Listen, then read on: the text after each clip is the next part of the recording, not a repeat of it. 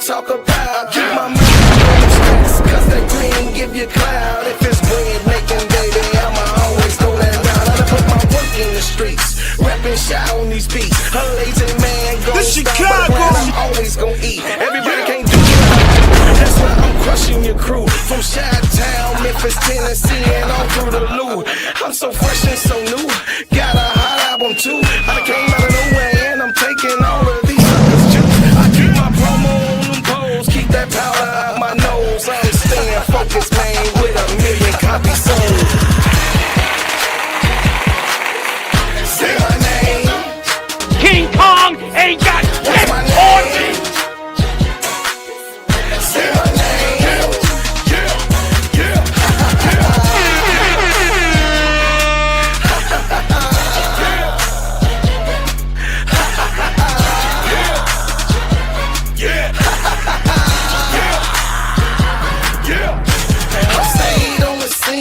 Stayed on my green. I ain't never gonna let nobody talk me out of rolling with my team. Y'all know what I mean. It's money hungry fiends. They think they can outsmart you by selling you a dream. But I stay grinding cause I'm bread making, homie. And they can't figure me out because they really don't know me. You got to show me. My mama didn't name me Toby. These suckers want slaves, but I'm shaking them like Kobe. It's real in the field. I'm on the mill. I'm not hollow point tip, pointing at you ready to kill. These suckers better chill. But ask Brother Will, the king is in the building, so you haters take a kneel. Say my name. The Chicago. What's my name? Say my name.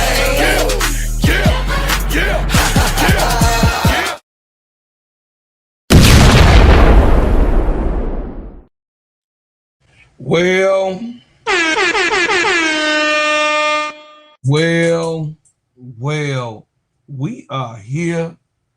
We are here today. Today, on this day, we are here to discuss something that we should not have to discuss when it comes to basketball itself. Welcome to the Gingerbread Man Show. This is Steady Serv'n Sports ENT, an extension of Simply Ball Dropping Podcast with my main man, K-Sap. What's up, K-Sap? What's going on? Shout out to the Full Court Trio. Shout out to the Players Club. Shout out to my brothers and sisters, you know what I mean, in the network.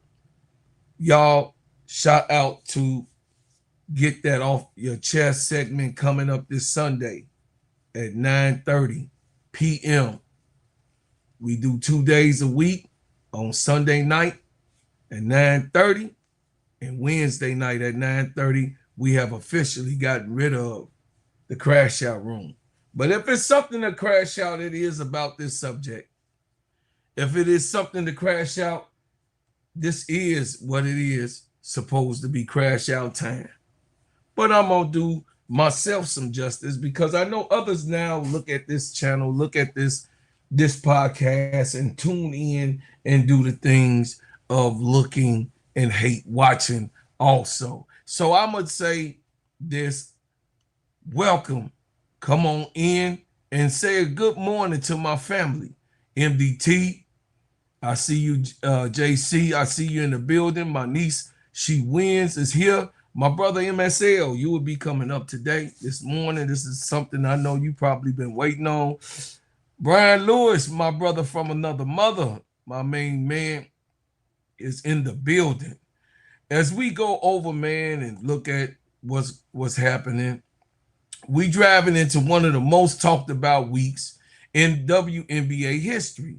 The league finds itself under an even brighter national spotlight as debates over the safety, physical play, officiating, injuries, and record-breaking performances continue to dominate the headlines.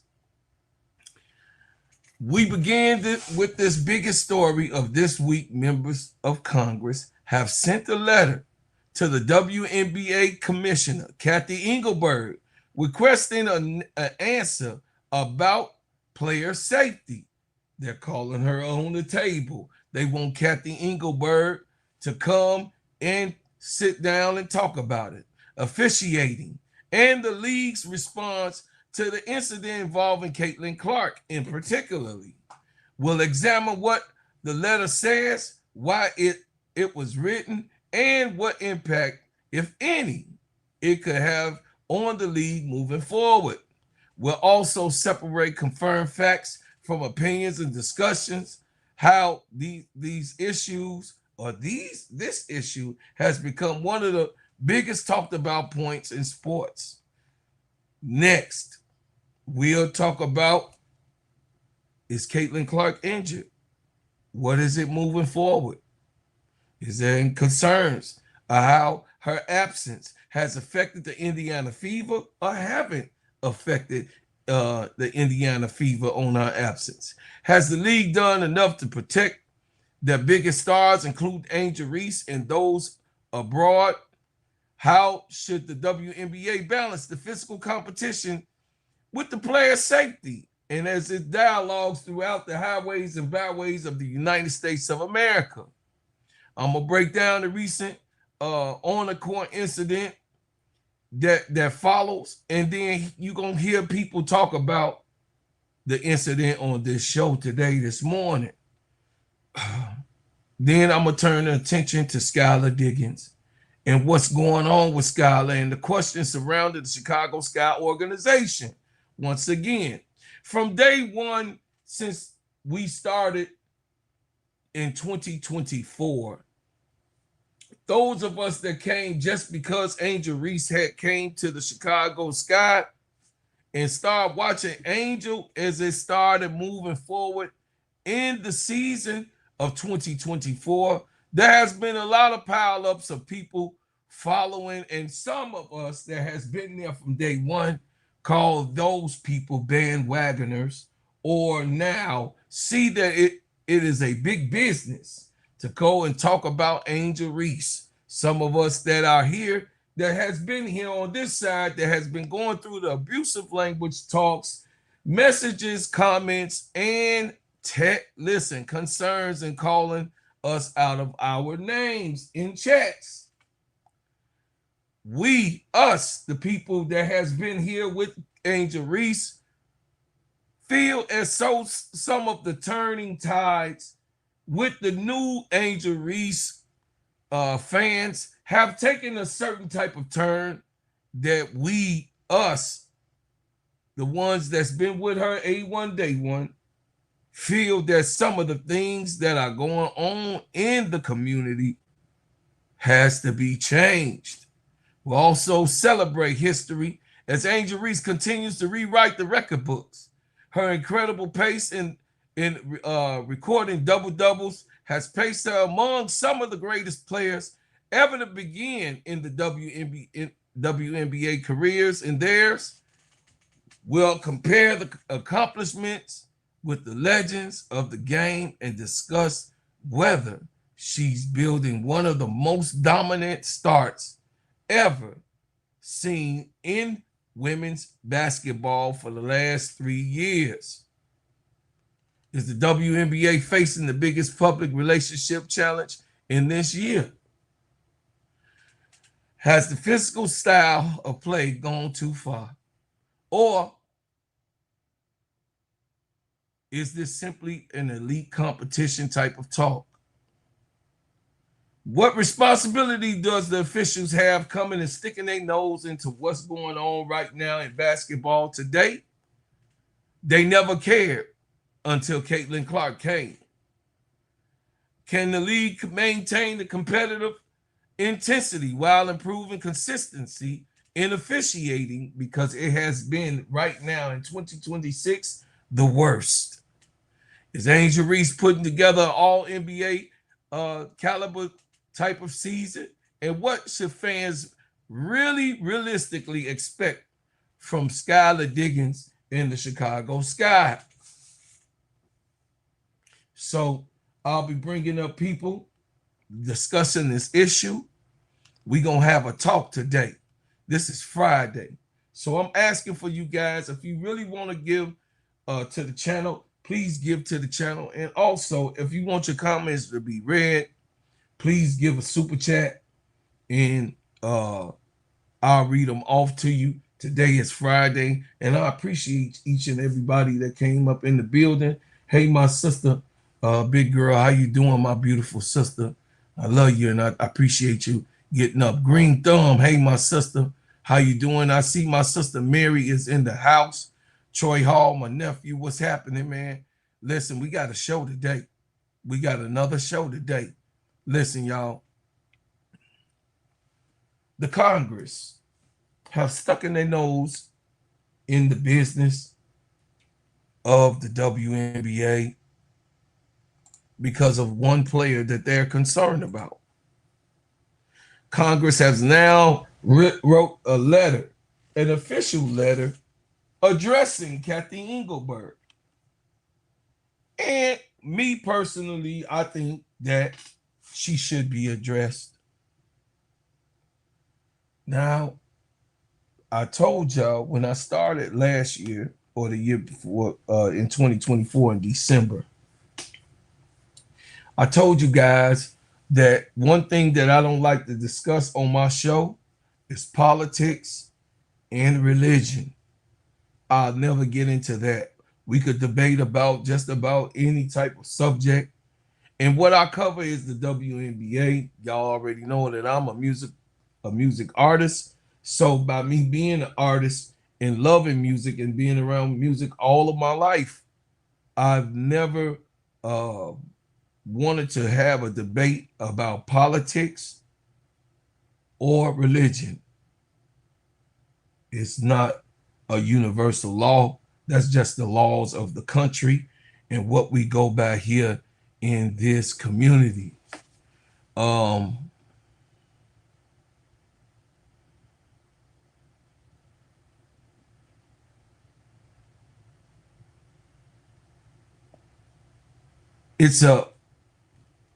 It's a hell of a thing when congressional officers put up a notification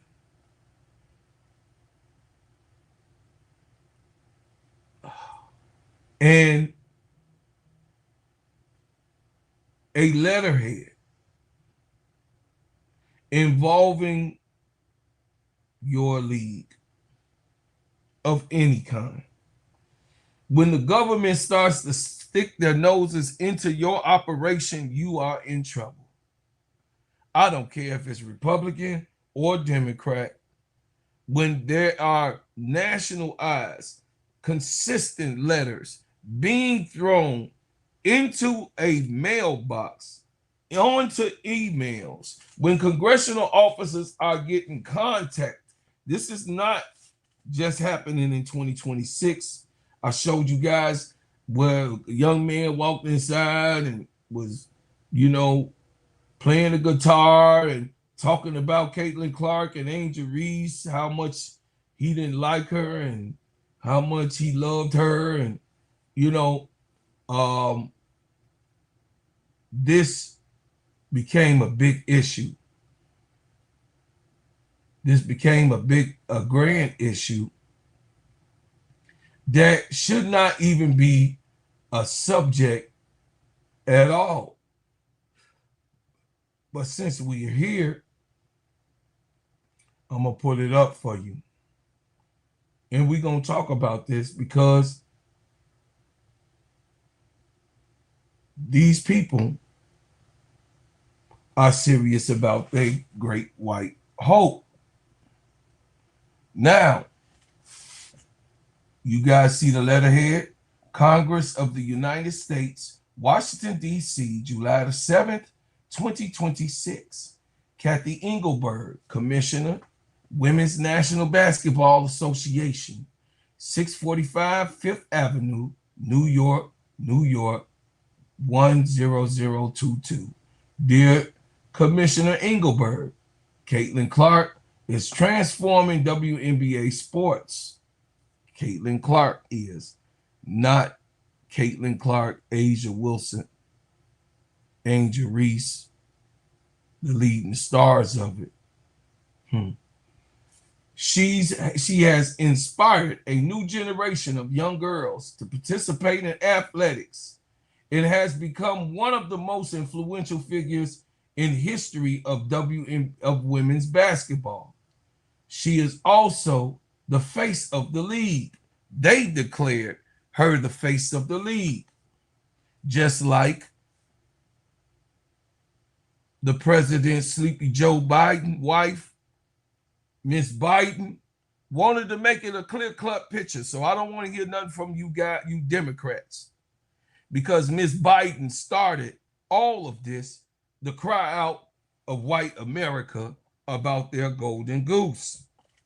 So if you're a Democrat in the chat, shut your butt up. I don't want to hear you, because the president that you elected, his wife, when Angel Reese won a championship with LSU, his wife wanted Caitlin Clark to come to the White House on loser values. So I don't care nothing about no Republican or no Democrat talk in this chat. You shut your mouth if you so-called are a Democrat, because you can't stand on nothing, because the president that you elected, his wife started all of this when it came to anything or any person from the government speaking out about women's basketball. Joe Biden's wife invited a loser that was in Iowa to sit there and take pictures in Washington. So that's why I don't get into those political discussions, because guess what? They all stand the same. And you're going to always be in the back, making pies and dinner and getting silverware and knocking at the back door when it comes to them and their people. So shut up, shut up, shut up. I don't want to hear it in the chat about no Republican nor no Democrat. This is real. Clark has been hip checked, poked in the eye, and struck in the throat during games.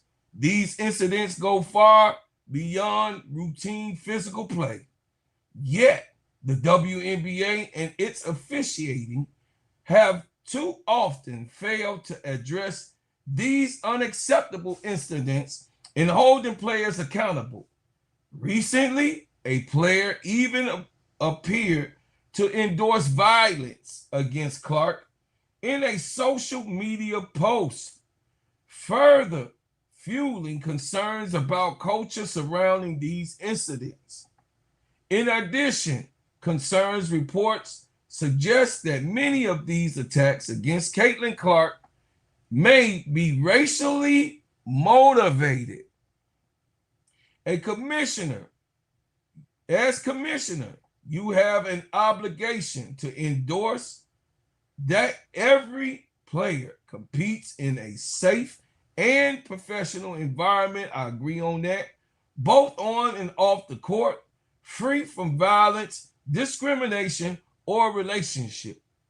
In discrimination or relation is occurred and create a hostile work environment, we support any appropriate investigation by the Department of Justice, the Department of Labor, and Equal Employment Opportunity Commission.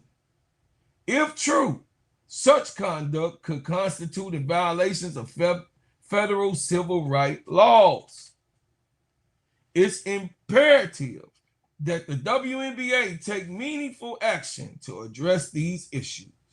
The league has extraordinary opportunity and inspire the next generation of female athletes to pursue athletics, but the opportunity is undermined when its brightest stars, they did inclusion, are not adequately protected. Your fans deserve better, and so do the young girls who look to the WNBA as a model of excellence, sportsmanship, and opportunity. Y'all know what the rest of the letter spoke about. I agree with that part. And Cathy Engelbert, I told you on this podcast, Cathy and all of the fans that will get this podcast today, I told you guys over and over again that Brother Claude reported to you guys that Cathy Engelbert is a shark. She cares not of what happens, even to Caitlin Clark. She is running a money model of how to bring in resources to keep her job and, of course, make the WNBA grow, because that's her mission with her name on the line. She is a money person that has no significance of relationship with any of the players. So when Nafisha Collier came to the podium last year, a lot of people did not like it. What's up, Brother Van? How you doing, crazy? Live, laugh, love. How you doing? But Nafisha Collier went to the podium and says that Cathy don't care. She don't have personal relationships with nobody, she bet, in the whole WNBA, at least not the stars. So, rightfully so, Cathy Engelbert, you have now called to the carpet with a congressional letter stating some of the facts that we were already dealing with in the WNBA, and it becoming hard to watch. Because the officials that you have hired and you got on $5 food stamps, and food stamps, I don't even think you can cash them in no more. But you around here paying the officials that you have in this league with $5 food stamps that was given in the 80s. Not even an EBT card. You have ignored the real responsibility of running a league with compassion. You have failure of running a league to catch up with the times of the day, because you guys know when Caitlin Clark and Angel Reese came into the league was so, it would look like caveman stages. Angel Reese had to come into Chicago in a rec center with a curtain that was at the back of the window. When she walked in to maybe 7 to 11 reporters or people, I don't even think all of them was reporters. Maybe 4 or 5 of them were reporters, and a couple of beat reporters, which Annie Costabile, whack butt, was there. But Angel Reese was accepted in Chicago in a rec center with no red carpet, with no hotel and all of this stuff, because you guys are running a cheap organization. But we're going to get into Chicago Sky. We're not going to do it in this segment. But you guys know that the congressional office has called to order and summoned a semi-summon to Cathy Engelbert, who has to have answers, which they continuously have data and footage and ongoing conversations, because congressional officers have been written letters about Cathy Engelbert and the way she run her business. Good morning, Mama June. Morning, not for the week. We have to say that we have seen the girls get beat probably in a more hyper fashion because of the competition. Like Nafisha Collier said in the beginning of this year, she was like, yeah, it's like the Game of Thrones out there, because people are now, they're getting real money that they never had before in life. These girls are getting paid. Some of them people like DeWanna Bonner, shoot what she wanna. She ain't never had this type of money come to her. She on a Netflix special. And this year was the first year that DeWanna Bonner got some money. And she still feel underpaid because of her 17 years that she was in the height and the peak of her career. I think she is the second leading scorer in the WNBA. Good morning, good morning. Mama June, I see you in the building. Sister Trudy, what's up, beautiful? So now we got a situation. We got a situation on our hands that the government now is involving themselves into basketball. But me too, I'm one of those ones that remember on Fox News, LeBron was told to shut up and dribble. That's what they think. And that's how they think. And I'm not inciting anything because it was said and done. So don't come over here talking about that I'm inciting some type of trouble. Trouble has already sparked in the WNBA. Trouble has already been existing in this league. You had a league of advocates and activists, and a league that was led by the alphabet community, the LGBTQ community, and mostly populated by that community. So when straight girls came in, a lot of the straight girls, facts, felt that they were being bullied. See, before it was a Caitlin Clark, there were different situations where the league was even put into a court case about the abuse of some said player and going and putting a lawsuit out about the mob in the WNBA, which do exist. I don't deny that. But what I do disagree with, the lawmakers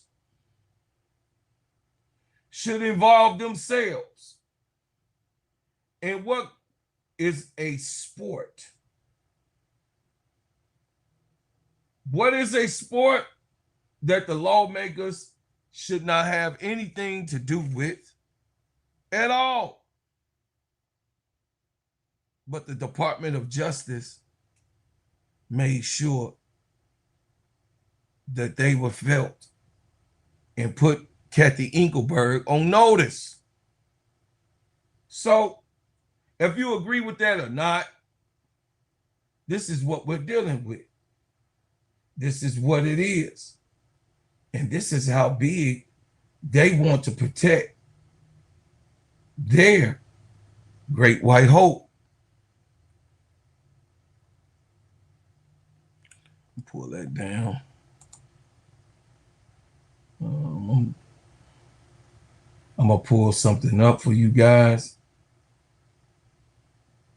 Shout out to She Wins and Big Girl and Brother Van And AC Chi-Town Calvin, always working with your brother, making sure that I'm up to date and making sure that, you know, I'm able to see things in real time quickly. Let me see. A lot of stuff has gone. Let me see.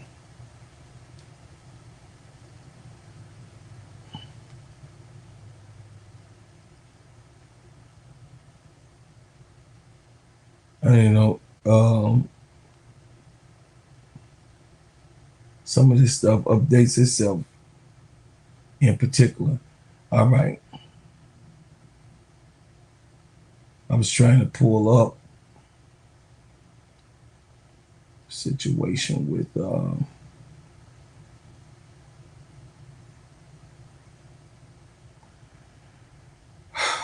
the conversation with Candace Parker and the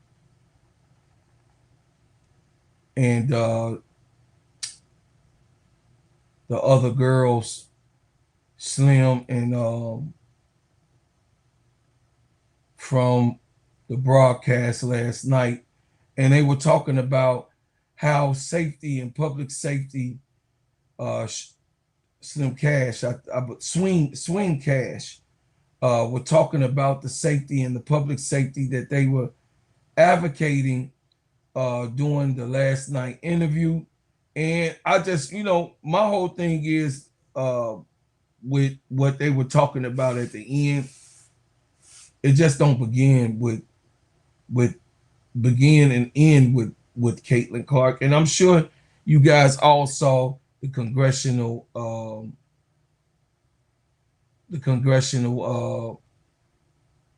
letter that then it then updated itself. So it's gone out of there. So I wanted to show you guys what I was talking about. But anyway, to move forward, Cathy Engelbert has a problem. She has a straight problem. Okay, here you go. All right, she has a straight problem, and I just wanted y'all to, you know, to listen to this and what the women who have played the game, the legends of the game, if you like them or not, what they had to say. Well, women in general in this country are no stranger to the scrutiny, the debate, the legislation, the laws that have been on our bodies, on our rights, and now on our play, right? And so I think that it's all great in between the lines. We can debate, but let's remember this is a game, right? When you step outside the lines, the hard stop to me is death threats. Absolutely. Like that to me is the hard stop. And so in that study committee call to action, the third bullet point was and violation online and scrutiny and all these things. And it's like, but that should be number one. Like the player protection outside of the lines is the most important. And I think that that's where we need to start is we need to protect our players and we need to say something because this is ridiculous what Alyssa Thomas is going through, you know, for something that happened in between the lines. And I think there needs to be an outcome. Guys, stop the cap. Stop the cap right now. Stop the cap. No bullshit, bro. Candace, nobody believes that you concerned. You got one thing that you relying on, just like these congressional people. Cry and an outrage for that as well. Yes, and you have three women who've played the game and been a part of the WNBA, so it's important for us also to share our thoughts. But Linz, I want to get your thoughts on this too. I mean, we're people. We play the game, but we're human beings. One play, she gets death threats, right? I just feel like this is an opportunistic opportunity. You have a lot of people who are new to the league, a lot of people who've never watched. They don't know the history. They don't know what we've been through, and they want to sit at the table. So it's important, I think, that our players, our coaches, organizations just unite and come together, have awareness of what we're saying, what we're doing, because we have to protect this league. We have to protect the forward progress we have because we're not where we want to be yet, but we're moving in that direction. You know, and I think the beauty in all of this is we sit here today having the studio show is that we've seen the WNBA and the women collectively always come together. And what I would say to anybody that is trying to divide or be divisive with the WNBA, look at the history of the league. These women always stand on business to come together. And so I hope at a time like this, when so many eyeballs are on our game, social media and everything else, that is another opportunity for them to stand together. So as women at WNBA, we want you guys to keep moving. So I'm with Swing Cash. I mean, I like her too. You know what I mean? These women, obviously, all three of them have had prominent careers in the WNBA. And then, of course, you know, Candace Parker was probably second to none as a rookie coming into this league, being rookie of the year. And then, of course, the MVP and all, and winning a championship. You know, Candace Parker, one of the coldest young players that came into the game of the WNBA, came into the league, and she did go through violence. She did go through violence when she first came in, you know, the Detroit Brawl. So, what's up, MR? How you doing, brother? So the thing is this, y'all. My next part of this topic, should Caitlin Clark just walk away? Should Caitlin Clark step away from basketball? Why are you saying that, bro, Claude? Here we go. I thought we was going to be safe and not talk about Caitlin Clark debates. But I think that Caitlin Clark should walk away from basketball because she don't want to play anymore. We're finding it time and time again where Caitlin Clark is absolutely frustrated on the court because she's not getting certain calls that she's make-believing happen. Yes, is things happening to her on the court? I can stand on 10 toes and say, yeah, yes. But also, I also can stand and say that Caitlin Clark brings a lot of that other stuff to the table. What do you mean, bro, Claude? Well, she never addressed the people who are weaponizing her for this game. She never spoke against the people who weaponizes her every single day that we come on this podcast, y'all, that we come up to the chat room on YouTube, that we discuss here on this channel and other channels. Caitlin Clark has not addressed fully. And when it started happening, she has not addressed it in a way that it should be addressed. Or let me be fair, the way that most of us that's cognate and understand what the hell is going on would address it. So my thing is, should Caitlin Clark step away from basketball right now, today? Because once again, she's out. Last night just so happened on a Mercury game. They have to play the Phoenix Mercury. She was good to go and play the game previously to the Mercury game. But she was bad. The day before it happened, not to play. Make sure that we're sort of clear on the nuance of the voting here, right? That's an important part of this. They didn't say that she was the 11th best guard in the WNBA. That's not what happened. As you mentioned, a lot of people didn't get ballots, a lot of people didn't vote, but what they did, they voted for the top 4 guards in the league. That was what the All-Star ballot was. So people were voting for top 4.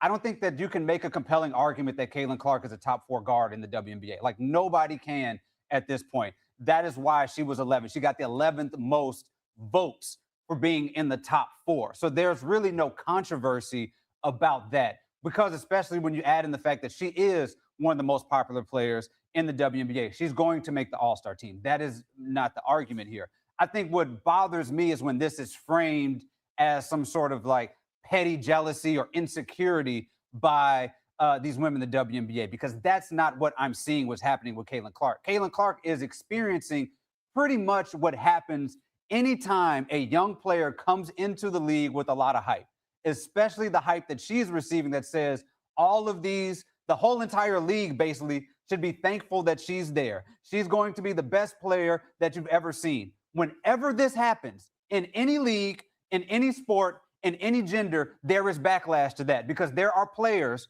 who are there who are saying, we built this, show me what you got. And they target that player. That happens all the time. Michael Jordan had the freeze out in the Olympics. They would not pass him the ball. LeBron James, when he got in the league and he was the chosen one, they were physical with LeBron James. When we're talking about Wemby right now, we're talking about a guy, the best way to attack him is with physicality and to beat him up. Candace Parker was in the middle of a riot in the middle of a WNBA game in her rookie year because they were attacking her because she was coming in as a prospective GOAT in the league. This happens. Angel Reese, by the way, is somebody who came in with Caitlin Clark, who has experienced flagrant twos, who Alyssa Thomas also basically chokeslammed and threw on the ground last year. Like, this is something that happens across sports. And Caitlin Clark, to her credit, is not somebody who is going out there and begging for something to be done. When this play happened, she got up and ran back to the other side of the court because Caitlin Clark just wants to play basketball. She doesn't want congressional hearings about her being fouled. She doesn't want you to call in the National Guard when there is a foul on her. She wants to play basketball. So therefore, he's saying that she wants to play basketball. But I beg to differ. Wants to deal with the physicality. She just wants it called correctly. And the WNBA has a referee problem where they're not calling these across the board. But this is not some issue where she is a victim of anything. If anything, she is a victim of people using her and bad faith and using her to target these women when Caitlin Clark herself just wants to play basketball. Well, Some of that I do agree with. And he had great points. But should Caitlin Clark quit basketball, guys? Because you saw as she was walking out, and you saw that she was okay when she was walking out then, in that frame, she was okay. She was not holding her back. She was not having some type of outward look that we could look at her and see that she was ailing from an injury. And Candace Parker tried to debunk and fool people with her manipulation of the game, and you know exactly what you were doing, Candace. You knew exactly what you were doing when you were talking about this.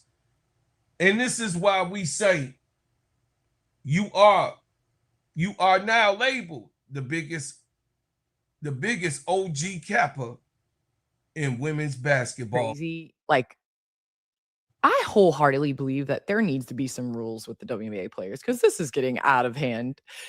Caitlin Clark voted 11th best guard by WNBA players. That's crazy. Kelsey Plum. Candace, my man broke it down, and he know you know better. Stop the cap. Stop the cap right now. Stop the cap. No bullshit, bro. Just because you went over there and started drinking Mickle Magnesia, and then you went to go get a teammate of hers that I think is out of pocket, that she shouldn't be talking about her, you know, her fellow man while she playing, critiquing and doing all of that stuff. I don't think that that's smart.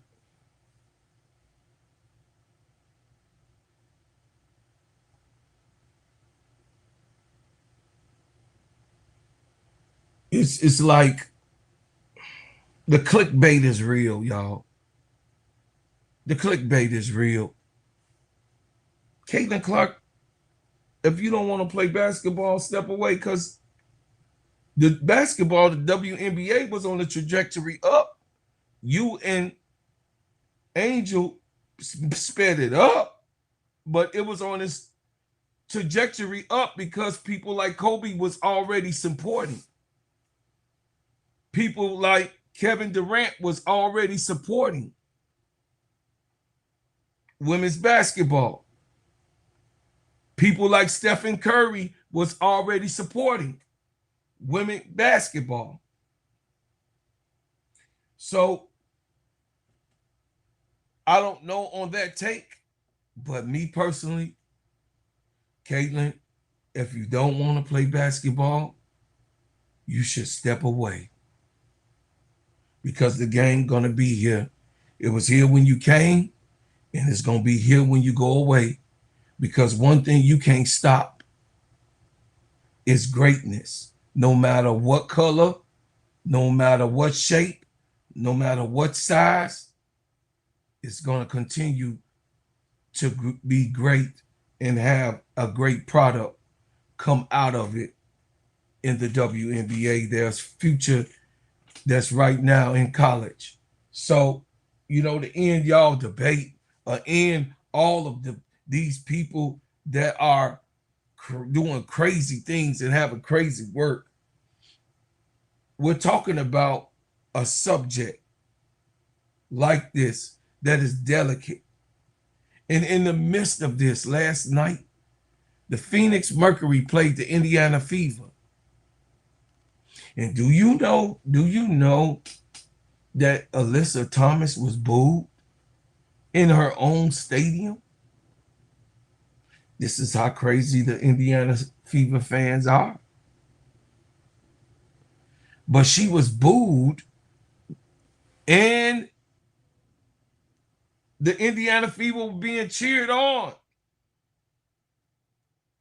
I texted that to Keisha last night. I say, do you believe that they're cheering for the Indiana Fever in the stadium? The Indiana Fever fans are louder in Phoenix.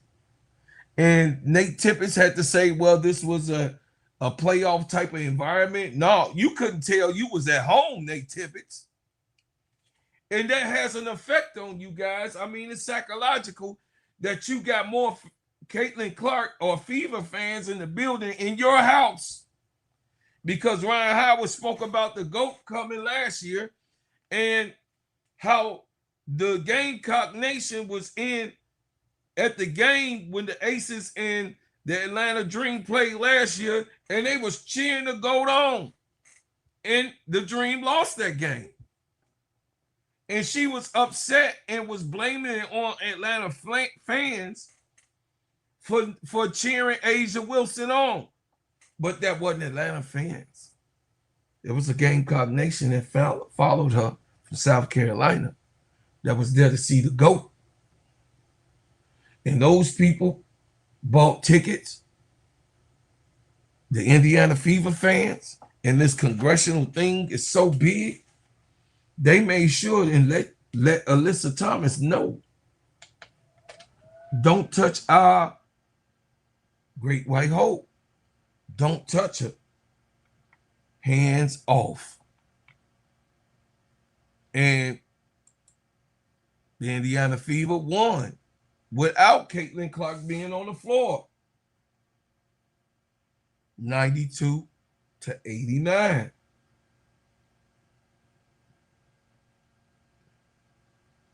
This is a debate that I'll further go on because I have talked enough about that situation, because I don't like it. And I don't want to see anyone disrespected, unprotected. But if you fearing for your life, Caitlin, if you feel like somebody's going to do something to you, Caitlin, I would say just step away. Like your fanboy Jason Whitlock said. Jason Whitlock also said that he think that Caitlin Clark should walk away from basketball. That it looks like it's not fun to her anymore. It looks like she just can't have her way with the coach that she has. And it's probably time to go. I don't know. But I would say that this is a big debate. We'll really talk about this tonight in depth.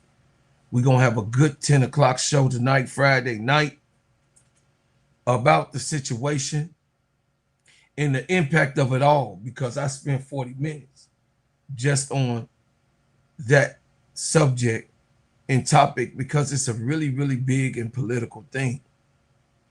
But next, we'll turn our attention. We'll turn our attention to Chicago Sky. They say, oh, Lord, bro, Claude. Man, look, these women here to play basketball. And I believe that Skylar Diggins came with an opinion. Yes, 10 p.m. tonight. I'll be running a whole full-fledged panel tonight. I already told MDT to be here and MSL. The game ran late last night on MSL, but after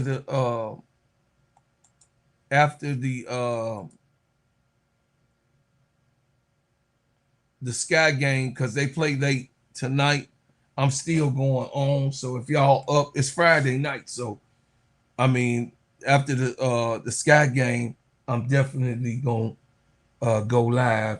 And if y'all are woke, you know, I know it'll probably be 1 o'clock in the morning for you, MSL.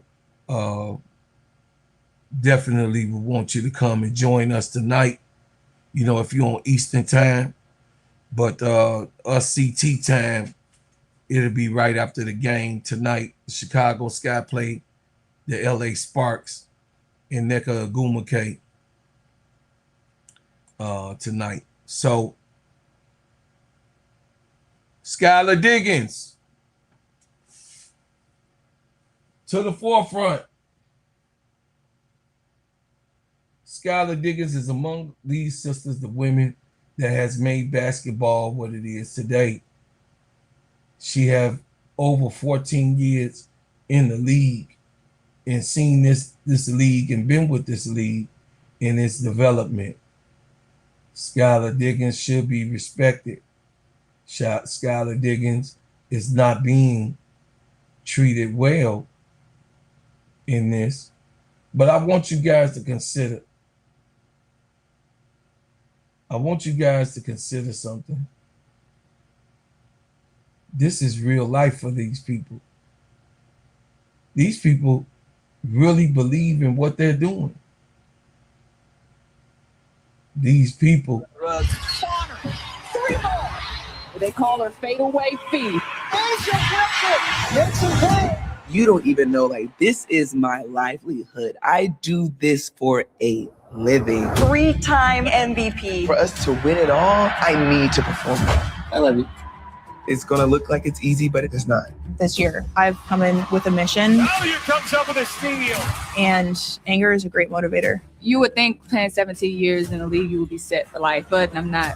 In my mind, I'm just like, what am I gonna do next? We're in a CBA year. About 85% of the league is free agents. 2026 is gonna be one for the books. You wanna say hi to your best friend? Basketball is life-changing, but is it worth missing your family? Has this happened in any other sport where you're expanding this rapidly? No, I wish that I lose so I can come home. It's going to be like mass chaos. So this is real life to these ladies, man. This is their livelihood. Do y'all realize they're not trying to do anything else but play basketball?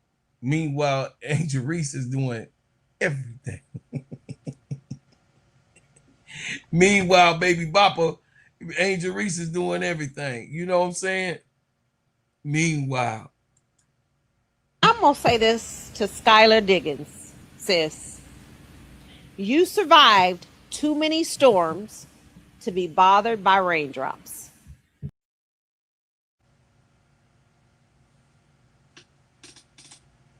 Skylar,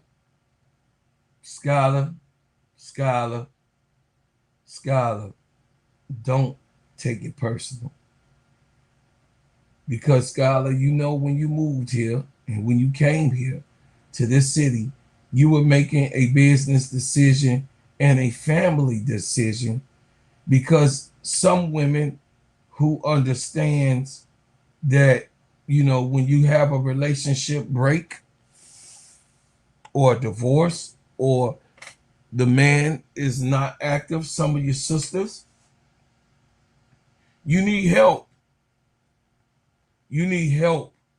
And you really need a help. If the man steps away, a village has to be in a participant to your children, especially a professional basketball player.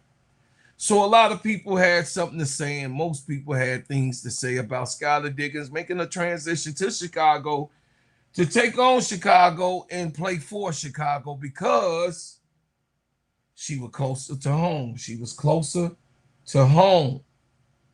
And was this a bad decision? It depends on what she wanted to have in her career. But this was not a good decision if she thought she was going to get a ring. If she wanted to play for a ring, Chicago was not the place to come to. Chicago is in the ground, up underneath the soil. And it really needs time to get rid of all of the front office and the ownership for it to grow. Some people say it needs to be set on fire, just like they do in the weed, you know, those weed farms that come up and they burn them and then replant there and have, you know, great vegetation come and grow after the fire. It says, Steady, you wanted me to come up on this afternoon now as well, or you're talking about later tonight? Tonight, brother. I got a whole segment that I got to finish this show. So I'm gonna finish the show up and the subject. So I wanted you and MDT, I just wanted to let you guys know, I want you guys to come up tonight and we gonna really go get into it, because MSL is very informative. It's one of my partners. He really lay it out. I'm definitely having him more on the show and being a part of what I'm doing, because, you know, MSL is definitely a brother that's fair in his opinion when it comes to basketball. And we already know that MSL and MDT is an Indiana Fever fan. So we already know that, but he also is fair in basketball, and he's able to talk fair basketball with us. So yeah, I would like you guys to be here tonight for the conversation, because it's gonna get lit tonight too. I ain't playing no games with y'all on Friday. Yeah. So you guys, she just didn't seem like the kind of player from what I've never covered her directly, but the kind of player who would want to be in an organization that maybe doesn't have the necessary amenities or things at this point in her career, just based on how she's spoken about things in the past. But she signs with this guy. A lot of what they did initially was really interesting. And then I feel like post her Kat Jackson injury, it just all kind of fell apart. And maybe it was all going to fall apart anyways, because she got injured so early in the season that we don't know how things would have played out. As much as they signed some exciting names and everything, hasn't really translated to the on-court success that they hoped. And then a couple days ago, she posts on Instagram that she is going to be moved to the bench and doesn't seem very happy about it. That ends up happening. And I know now she's out with a knee injury, which I'm not sure how that's kind of related to all this. But as someone who's covered this league for a long time, who's covered Skylar for a long time, who's covered this guy, what do you make of this saga? Because she was an all-star not too long ago. For her to be coming off the bench is a little bit perplexing, but at the same time, there's a lot there. There's a lot of history here with Skylar Diggins that I think is necessary context, because I think there are a lot of fans that have come into the game in the last 3-4 years, primarily with Angel Reese, who see what the Chicago Sky did to her and assume that a very similar pattern is emerging here. The Chicago Sky's incompetence as an organization is sort of a given at this point, and I do think it is really interesting that Skylar Diggins decided to sign with this franchise when there was a book a decade long that told you that this is what happens and that you will be disappointed and that you are not the meme from Arrested Development where you're like, but it may work for me. It does not work this way with this franchise, and you should have known a little bit better in that respect. Man, y'all, I'm just saying, man, Skylar Diggins came to Chicago, but in the last 21 games, Skylar Diggins has averaged 14.2 points per game, 3.2 rebounds, 4.9 assists, 0.9 steals, and 0.6 in blocks. Diggins signed a 2-year contract with the Chicago Sky. Before the 2026 season to bring veteran leadership and playmaking to retool the roster. Through 21 games, Chicago Sky has struggled as a team with a 7-14 record. And Diggins has been at the center of discussion about the lineups, the changes, the roles that they all supposed to have, the things and the lies that she was given before the season start that they sat at the table and talked about in great fashion. She looked so good, y'all, at the table. But anyway, recent reports indicate she was surprised by a coaching decision to move her to the bench after starting every game to this point. Even though her scoring 14.2 points a game is below her career average, she's still one of Chicago's primary ball handlers of the offense and organizers. Her assist production reflects her role as a facilitator, but questions remain about whether that the Sky had enough consistency scoring around her. Reported lineup changes have become a major storyline because Skylar Diggins have been a long-time starter throughout her WNBA career. Since 2016, she has not seen the bench in her career in the public. She has expressed frustration about the decision that Tyler Marsh has made. I would say this, and I got this from ADP, and it's a beautiful thing because ADP is very inspirational, and I love her very much. But this is to us all, not just to Skylar, but to us all in keeping context of things. This is why people can mimic your dress.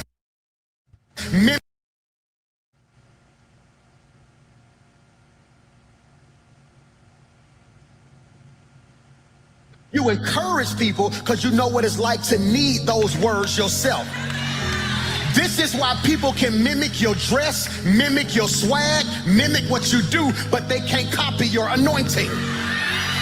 It's because until you've been through what I've been through, you can't walk in what I walk in. You encourage people. All praises is due to God. All praises is due to the Lord of the worlds. Skylar, they can't stop you from being you. They will never stop you from being you. They could never stop you from being you. But we know that Skylar Diggins came here in Chicago because one thing and main thing is she's a mother. She came to Chicago because she's a single mother at this point in her life. Thank you, ADP. You are a beautiful person. She came here to be a centerpiece close to home. Well, she do have fans here because a lot of her family members are from here and here. Skylar Diggins is a mother that was on the far distance part of America in Seattle when she played for the Storm. She was talked to with Angel Montgomery, told her, don't quit, don't give up, don't let it go. You can do it. You can do it. And she came back. I just want that picture specifically to keep in context. Hey, Sister Cynthia Cox, how you doing? BD is in the house. Sister Victory, I see you up in here. The context of a lot of people be like, oh no, see, I don't care what she got. What says you? But motherhood is real. Motherhood is real. And I don't want no man talking about nothing. This is the women's time right here when it comes to motherhood. So none of us men got too much of nothing to say, except for us that knew, some of us that had single mothers. I didn't have a single mother, you know, but I had aunts that were single and divorced. And some of my cousins were raised in a single parent home. And some of my best friends lost their father, were either murdered, like my cousin and my best friend, childhood friend, Lorenzo. His father was murdered. So they grew up not having the father in the home. So I just want people to have more compassion on her decision of coming to Chicago to get the help and the resources that she needed for herself and her family. Because, of course, she could pay for a natty. She's making money and she can do all these other things. But she wanted to be next to where her mama is. And this is the first big check that Skylar Diggins ever landed in the WNBA of her career in her 14th year. She got $1.8 million to come to Chicago. Who wouldn't take an almost $2 million bag, and you've been getting peanuts for all of this time? You would. I don't give a damn what you say and how you say I wouldn't take it. I don't care. I ain't coming to Chicago. Sky, they did Angel wrong. I beg to differ. What type of businessman you have? Is you that damn emotional that you can't understand that this was business? You ain't the one that I want to be in my family as a head to try to lead, guide, and hold on. You got to consider the money that was on the line, the best offer, and the best situation for you as a person.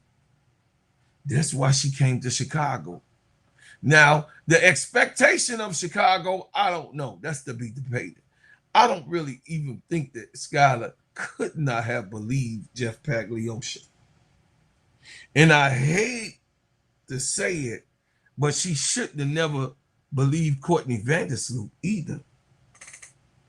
Those people can never be trusted, especially when they're running a mom and pop organization. But it's injury, inquiries and questionings around her stepping away from the game and being on the sideline, as we saw Skylar Diggins being upset that she was taken out of the actual starting lineup. Skylar Diggins has been dealing with an injury concerns from the beginning, though, of this year. And now fans are asking what happens and what is going on next. But she says she's been trying to take care of her body. There's things that's not here for her to take care of. Because y'all see Skylar Diggins cut. When you seen her in Unrivaled, you saw she was able to go work out every day. She had a doctor on deck. I mean, leaving Unrivaled, this is how trash bag the Chicago Sky is. The scum lawyer, the scum lord Vagabond that Michael Alter is, Unrivaled, is outdoing and has outdone the Chicago Sky. A single city, now they're going into multiple cities, but a single city league that started out just in a single city league. A single city league is outperforming a franchise in a national league. A single city league, which was unrivaled once again, is outdone the Chicago Sky wholeheartedly. It's a conviction. Michael Alter needs to sell this team. He has not met to no type of standards. Cathy Engelbert had to adjust. The WNBA council had to adjust. And they had to go call the Obama's facility for action. They had to go to the Obama's facility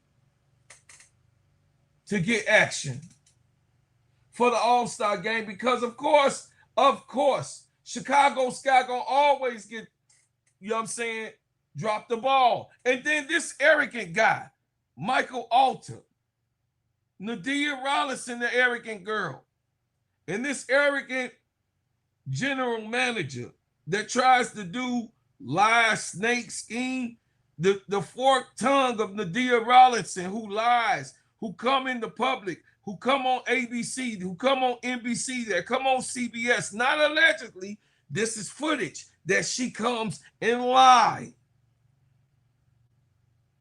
right out of her mouth and try to tell the public who give our dollars to the team, who goes and watch the Chicago Sky since Angel Reese has came, in the misuse of our dollars.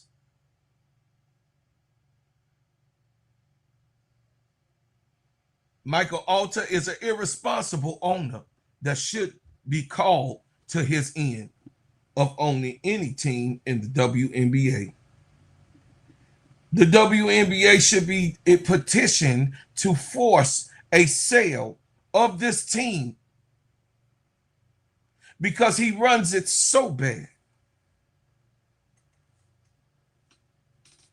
He has not met up to any fundamental type of business advocacy or fundamental I'm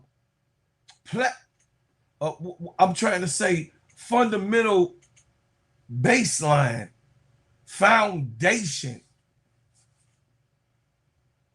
of operations to make, that was bars foundation of the operation to actually call himself a businessman.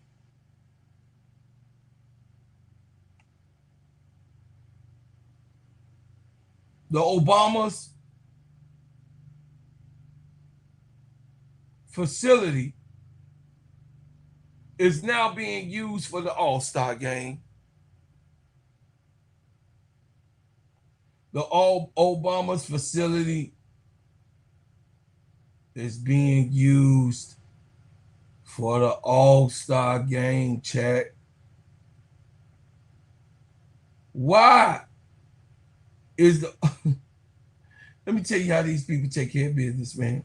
They start working on that thing by the lakefront, y'all. That's by the lakefront.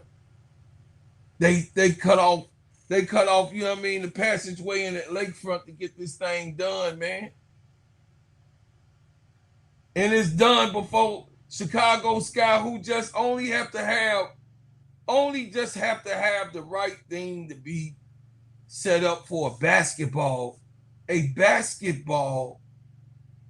organization, franchise.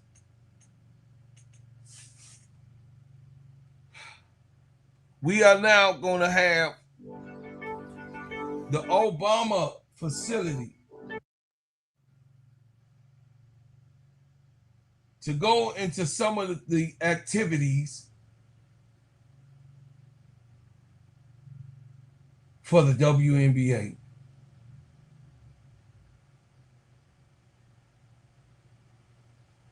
That's right on the lakefront, chat. It's a beautiful, beautiful thing. It's monumental. It's going to be here for at least 100 years or more in remembrance of our Black president. But we have to use that facility for a basketball organization who just can't get it right. So Barack, if you're watching,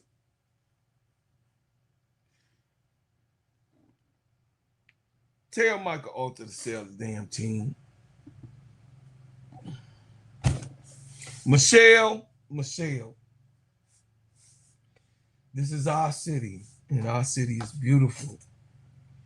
But the people have such a bad taste about our beautiful city because of this scumbag, those ones in basketball.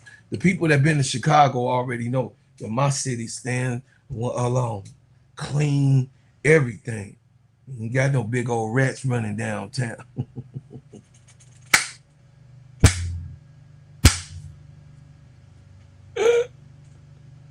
New York, can you hear me?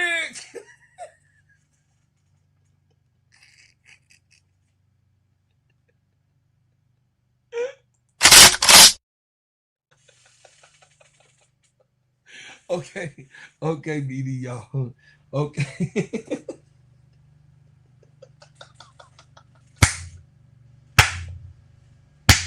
They got them rats like, hey, they had a rat walking down the street in New York, in the middle of New York, with a hot dog and a bun in their hand.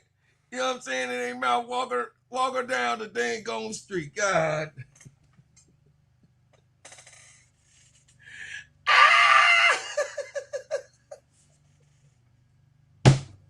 Anyway, okay. I love it when my New York people up in here. MSL, you better have you a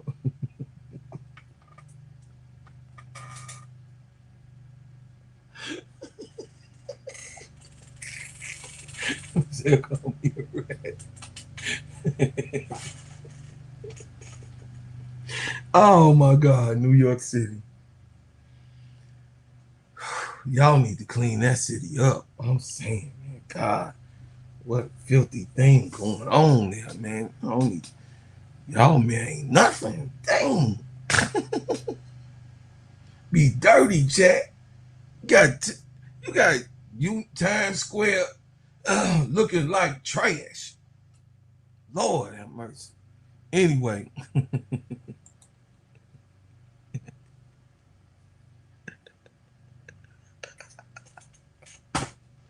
Yeah, looking like trash. Anyway, Skylar Diggins had, you know what I mean? What's her injury status? We don't know.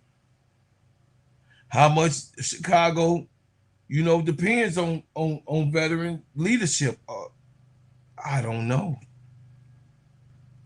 How is the chemistry on Chicago where we've seen them lose 10 games straight? Do they have a chance of being in the playoffs? I don't know. They got to get it going for real, for real. Coming behind is a thing that Chicago has failed to do. How important is it for Skylar Diggins not to come off the bench? That ain't important. Long as she get her points, long as she continue to make them eat crow, long as she keep up her historic, at this point, Skylar, it's about what you got to do for yourself to make it in order. Of course, playing with your teammates, but doing what you have to do to continue your numbers and your historic legacy to continue. You got to be a little selfish in that part of your game to keep your stats up, because Tyler Marsh is a career killer. Yeah, man. Jeff Pagliosha is a career killer. So my last part of the segment, man, is Angel Reese. She makes history, y'all. Whether you love her, criticize her, Angel Reese continues to be putting up her name in the record books. Every time you turn around, Angel then broke a record. When I show you in this graphic, the Angel Reese, 64 double-doubles. Tina Charles, 63 double-doubles. Far drop. Yolanda Griffith, 49. And Miss Williams, 48. Them some bad girls. There's some bad girls. And Angel Reese has passed Miss Natalie Williams and Yolanda Griffith and Big Dog Tina Charles. Her motor is tenacious. The energy that Angel Reese has is infectious. The competitiveness and her consistency has put all of those haters to shame. Angel Reese is one of the most prominent players of the WNBA of this time. In debate, Angel Reese already is one of the greatest rebounders of all time in this league. She should receive MVP consideration because of her consistency in the way that she plays this game to the highest level. Angel Reese receives attention on all parts of the court. In the 94-50, they have to watch what Angel Reese is going to do. She intimidates. She leads the charge. She has no mercy for the other team. The popularity of social media, the popularity in all the highways and byways in all different genres, Angel Reese is still criticized for just being her. The high expectations, they had none because they didn't think that Angel Reese, and they led America, the Caitlin Clark fans and the Caitlin Clark clan had made America because they took to YouTube early before us and the social media reigns before us, and the ones of late that are supporting Angel Reese, they took to the highways and byways of podcasting, social media, Twitter, X, Instagram, Facebook, and they were trying to drown out the greatness of Angel Reese.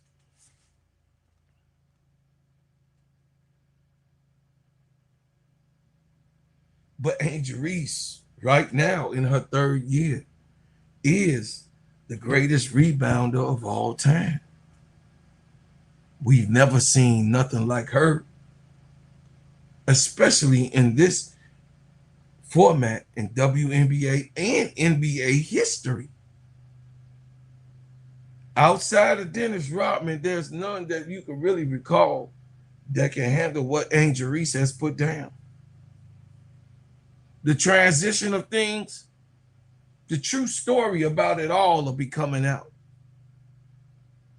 The true story about Angel Reese and who she is will be coming out real soon. I'm sure it's a documentary actually to explore her travels here in Chicago, going to Atlanta, and all of the adversities that she has already been through. The strain, the mental fortitude that she had to overcome all of what Jeff Pagliosha and Michael Alter and Nadia Rollison had did in her early part of the career. But in the bigger picture, y'all, the WNBA has never received this much national attention in history. The television ratings, the attendance, the social media engagement, the political attention, the celebrity attention, the corporate sponsorship, and it has grown more viewers. In the WNBA's growth, it's so much controversy looming around something that has not been taking place in over 30 years. Should the officiating improve in the WNBA? Yes. Should the player safety become a bigger issue and an emphasis? Yes. Can physical basketball still exist in practicing and participating and amongst the players? Yes. How should the league handle online harassment directed to players? They should go directly to those pages, those channels that are actually abusive,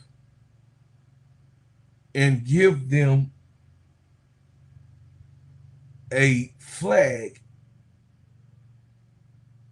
for things that are out of the way.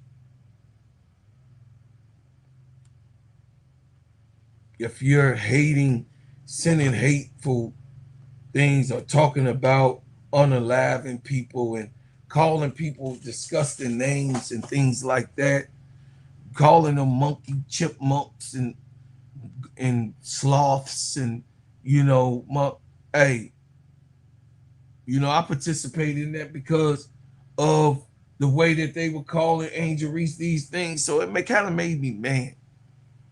Because we all know Caitlin Clark is not a great looker. I'm just saying, Angel Reese is a baddie. Tonight, I'll be going into more of what the government is really trying to do. And don't fall for the okie doke. And don't think that this is not an undertone. Regardless of where you stand on these issues, and one thing that's undeniable, the WNBA is commanding national attention. From record-breaking performances to debates about the player safety and league governance, these conversations are shipped and shaped and put out there for the future of women's basketball. So I wanted to make sure my show today was just a full show about the real thing, the main thing. And I came to y'all on a Friday to say, hey, I appreciate it. And the support that everybody has been doing to stand with me on this channel. And y'all know I've been 10 toes down for Angel Reese because this is an Angel Reese channel. And I stand where I stand with my player. The baby goat is the baby goat. And my goat is my goat. And my teams are my teams because I love women's basketball. I love men's basketball. I love the sports in particularly all across the board. So I would say this, man. Leave in the comments of what you think Caitlin Clark should do. Should she quit basketball? Should she take some time off, some more time off, like she did last year? Or should Cathy Engelbert step in and go into her office and give money to real professional referees and raise their pay? Because if you have trashy pay, you got trashy outcomes. What's going on, AJ? Love you, boy. When you have trashy officials, you have trashy outcomes of games, and people are exhausted. People are exhausted from watching this debacle. So turn on your notifications every time I drop a hot banger. Like, share, and subscribe to this channel. Give to this channel. Be a part of this channel. Be a member of this channel. Go over there to my main man, AJ. He been knocking it out on Twitter. Listen, X, man, listen, man. This is my man. I love you. I appreciate you for being there for Angel. Go over to his YouTube channel. Subscribe to his YouTube channel. The man is an Angel Reese advocate just like myself. His daughter, you know, and everything that he does to support Angel. And I appreciate it so much, fam. And I love you and I thank you for being a part of this community that was here first in the beginning, when Angel Reese had no social media presence and no one really campaigning for her outside of the few channels that we had back in the day. Y'all know who they are. But I also thank KSAP for allowing us and showing me the game to come here today, to be able to come up here, man, and give y'all this content about basketball and Angel Reese and Asia Wilson today. I appreciate y'all, and I thank you for what you've done. I thank you for what you do, and I thank you for what you will do after these messages. Hey, everybody. My name is Bro Claude, and I'm here to tell you about the best whipped organic shea butter on planet Earth. It just so happens to be my brand, Bread House Butters. Sheens, shine, heal, treats, moisturize, condition your skin. Not only is this the best shea butter for you, but it heals good, smells good, and feels good. It is the best moisturizer that you can use. It clears up any scars, scrapes, stretch marks, blemishes, rashes, bruises, eczema, psoriasis, and most intensified dryness of skins. You can put this on your face, your hair, and your body, and I'm telling you, this is the best product that you can use in America, because of course we make ours and crafted handcrafted in our own kitchen.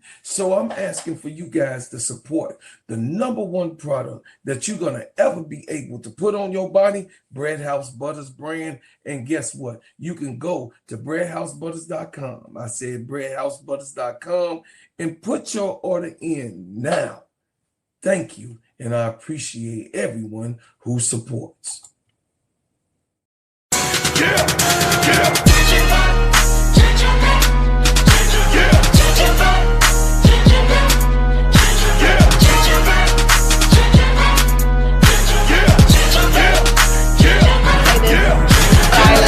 Hood soldier that the streets talk about. If it ain't making money, ain't nothing to talk about. Keep my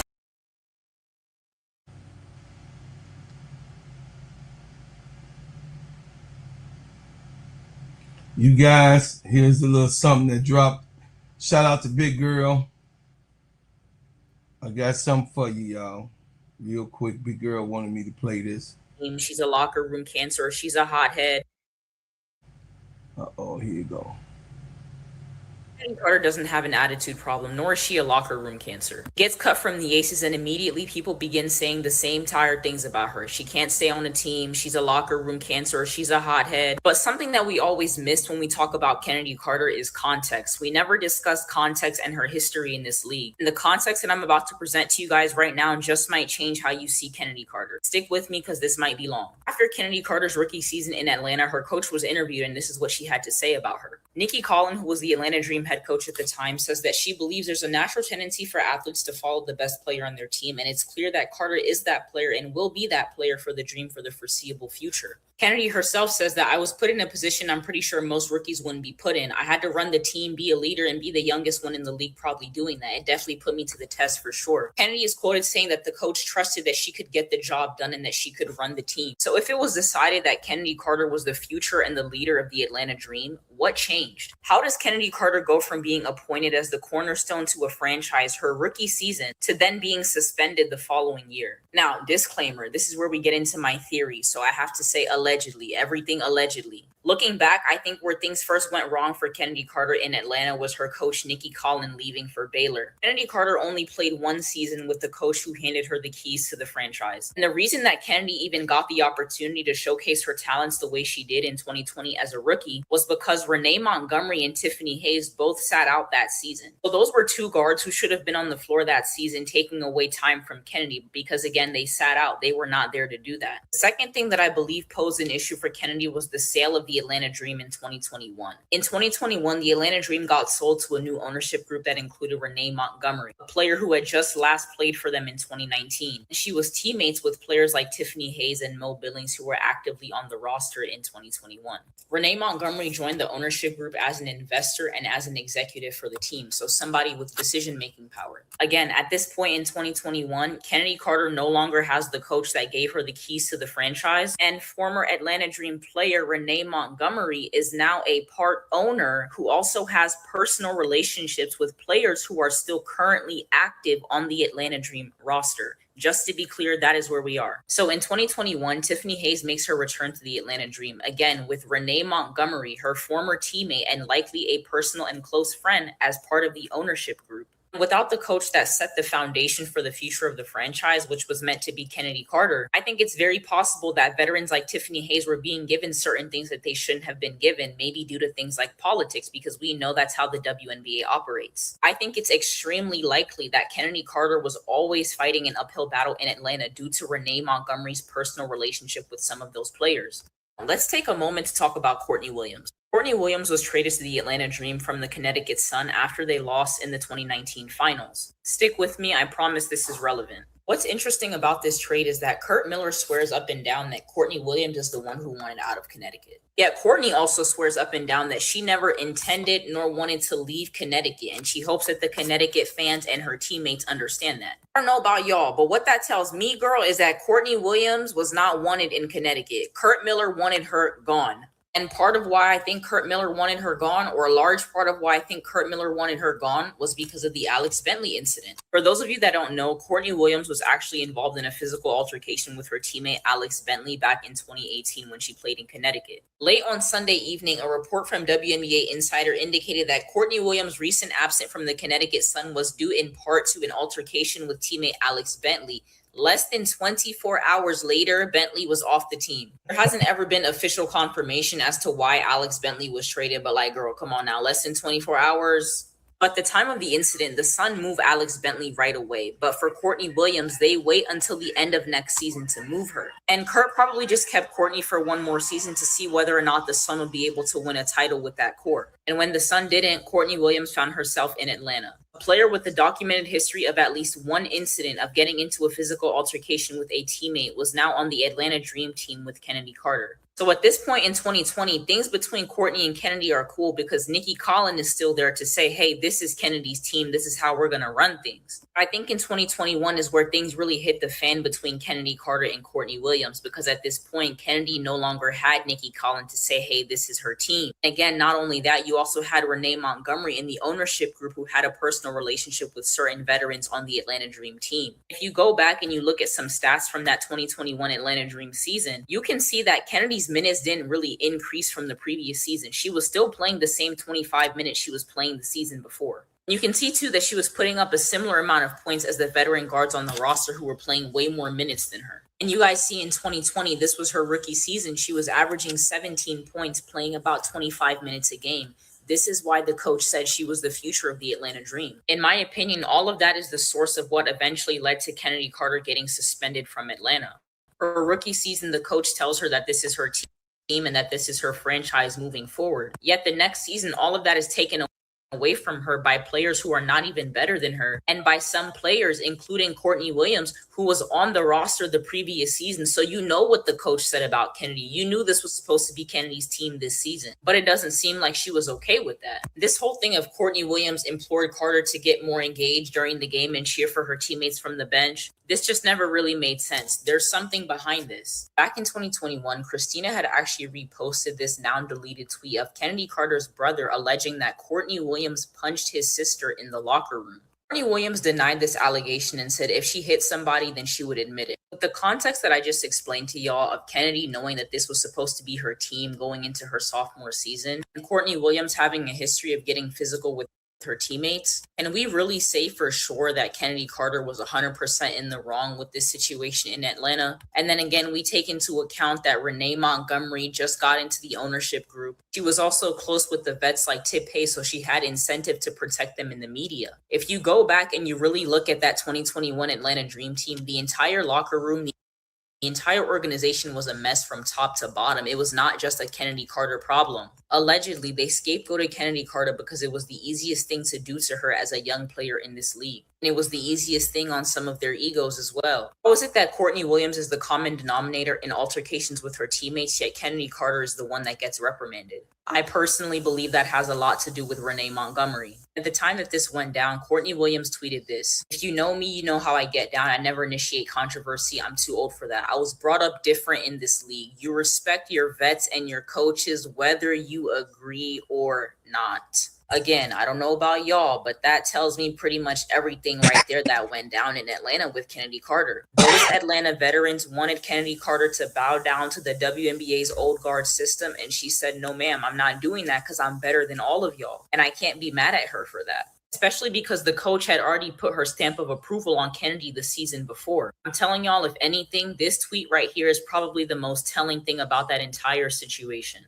And fast forward a little less than a year later, we find out about the Crystal Bradford and Courtney Williams street fight. So the fight actually happened back in May, but the news didn't break to the public until around October. Nonetheless, this is now the third fight that Courtney Williams has been involved in. Back when this happened, Courtney and Crystal's agent actually said that the Atlanta Dream knew about this incident when it went down, but they chose not to discipline the players at that time because the video had not yet been made public. Again, this happened in May, but the video didn't come out until months later. And even here, he says again that the Dream organization knew about this altercation, but chose not to suspend the players until the video became public and the organization decided that it was a bad look on them. So why is that relevant? That's relevant because I just told you guys that Renee Montgomery is part of this ownership group and that she may have been using her power to protect certain players at Kennedy Carter's expense. This Courtney Williams and Crystal Bradford situation may be some evidence that supports that, because why did you not suspend these players until the video became public when you really knew this entire time? The video is already too long, but I say all of that to say, when you look into where the narrative of Kennedy Carter being a problem player started, which is Atlanta, you start to see that maybe she wasn't really the problem that people are trying to make her out to be. Kennedy Carter is not a hothead. She's not a locker room cancer. Kennedy Carter is the best two guard in the league who expects to be treated that way everywhere that she goes, because there's not many people better than her. Kennedy Carter does not want to bow down to the politics of the WNBA. She feels like because she is the best, she should be treated that way, and I can't fault her for that. This situation in Atlanta and what media put out about Kennedy Carter's separation from Atlanta is what allowed every other team that Kennedy Carter went to afterward regurgitate the same lies about her attitude, when in reality, they just didn't want to sideline their veteran players for her. The Aces had absolutely every right to cut Kennedy Carter because they don't need her to win. But the WNBA's culture reflected in this Courtney Williams tweet is exactly why Kennedy will never be bothered by y'all telling her to go play in Mexico or in China or wherever it is. Because Kennedy has always said that she wants to go where she's valued and where her skills are appreciated. Anyway, girl, teaspoon and Kennedy to the comments. Kennedy Carter doesn't have an attitude problem, nor is she a locker room cancer. Gets cut from the Aces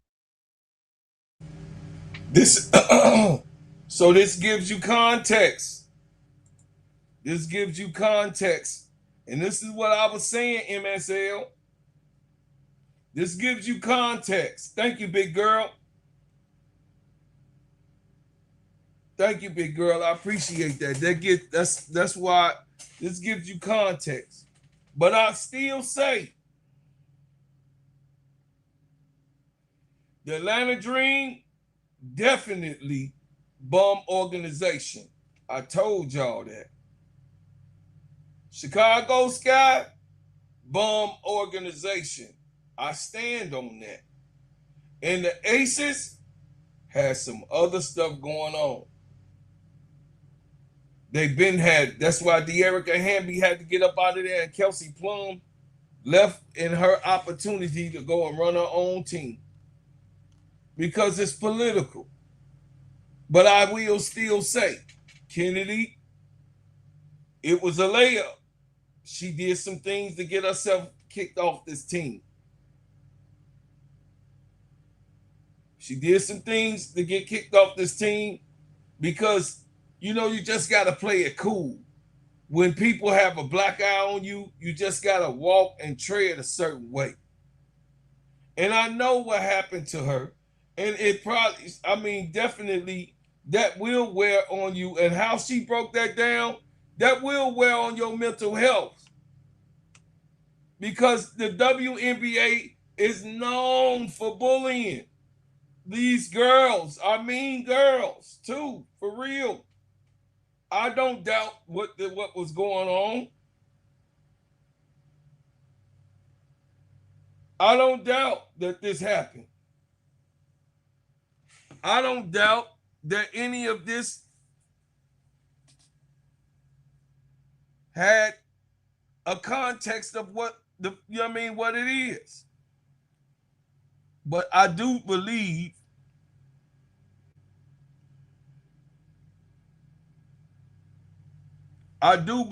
that this actually is true. You ain't send me part 2, baby girl. You didn't send me part 2.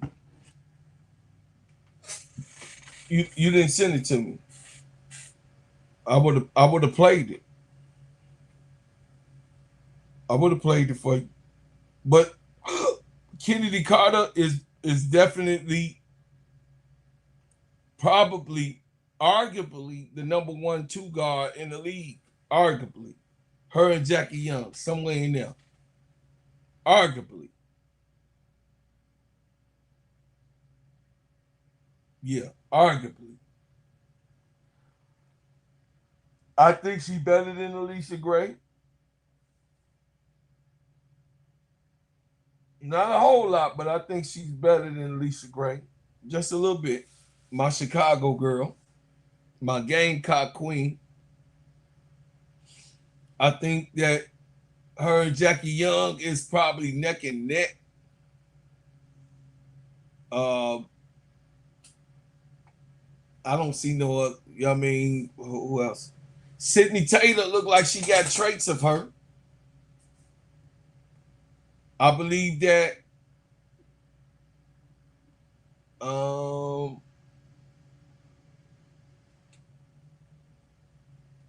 night for night, I believe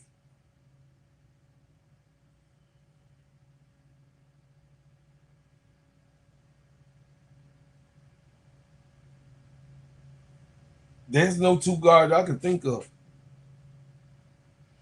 Khalil Copper played a 3. Okay, here you go. Kennedy Carter doesn't have an attitude problem, nor. Okay, hold on, y'all. Here come part 2. I've said this before, and I'll say. Kennedy Carter doesn't have an attitude problem, nor is she. Hold on a second, y'all. I've said this before, and I'll say it again. The Aces had every right to cut Kennedy Carter because.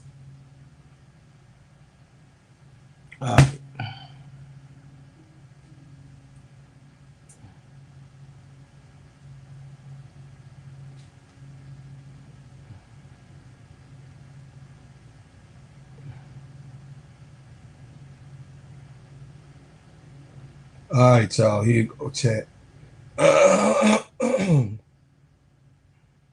Here we go. Chat.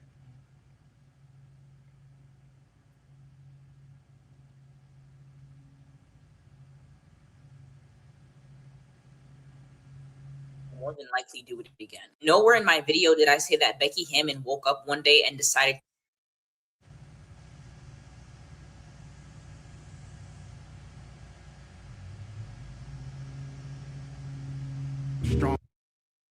I've said this before and I'll say it again. The Aces had every right to cut Kennedy Carter because they've won without her and they will more than likely do it again. Nowhere in my video did I say that Becky Hammon woke up one day and decided to cut Kennedy Carter because of the Courtney Williams altercation. What I said was that the altercation between Courtney Williams and Kennedy Carter in Atlanta and the lack of clarity surrounding that situation is what laid the foundation for other narratives about Kennedy Carter to be piled on top. I said that we don't discuss the very relevant context surrounding Kennedy Carter's suspension out of Atlanta, which is the fact that her rookie season, Kennedy Carter was the leading scorer of the Atlanta Dream, and she was promised by her coach her rookie season to be the franchise player going forward. But that never ended up happening. And I theorize that that never ended up happening because of Renee Montgomery and her connections to some of the veterans on the Atlanta Dream. I believe it. If you're not able to look at that and see that that context is relevant to Kennedy Carter's story, I'm not sure what to tell you. In case you guys don't know or you guys forgot, in a place like the WNBA, it's not that hard to have your reputation tarnished based off some lies. Do I have to remind you guys what the Chicago Sky and Courtney Vandersloot tried to do to Angel Reese? Do I have to remind you guys what they did to Teresa Weatherspoon? How many videos are there on my page about the Chicago Sky lying about something? How many videos have I made exposing them with proof showing you this is what they lied about here, this is what they lied about there? I've shown you guys that the Chicago Sky got their media people to get up in articles and write lies about Kennedy Carter, write lies about Teresa Weatherspoon, write lies about Angel Reese. The only reason that the Chicago Sky organization wasn't fully able to get away with what they did to Angel Reese was because of the platform and the leverage that that platform brought to Angel Reese in that situation. I'm going to need you guys to ask yourselves just how successful you think the Chicago Sky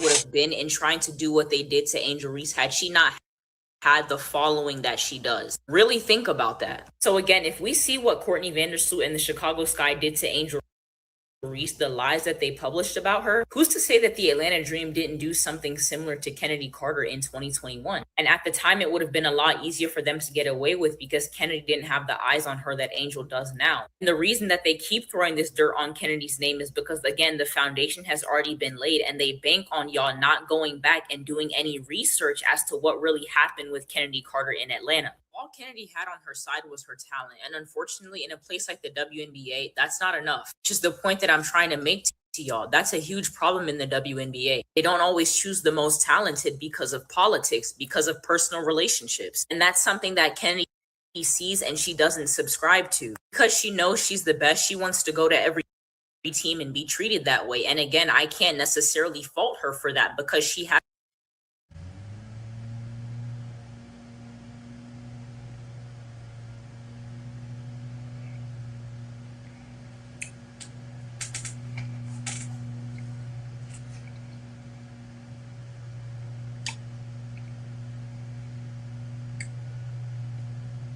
Well,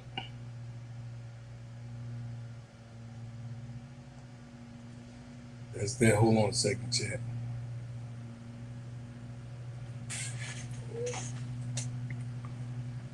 Let me see if I can pull it back up. It got stuck. It got stuck, Chuck. I've said this before and I'll say it again. The Aces had every right to cut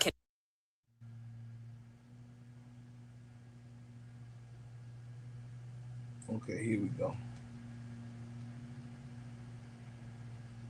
Kennedy Carter because they've won without her and they will more than likely do it again. Nowhere in my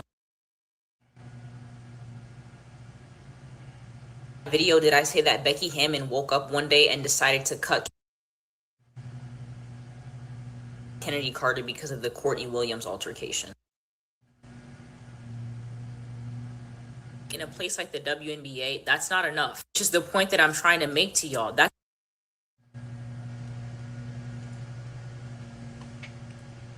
It stopped at that point, big girl. That's a huge problem in the W.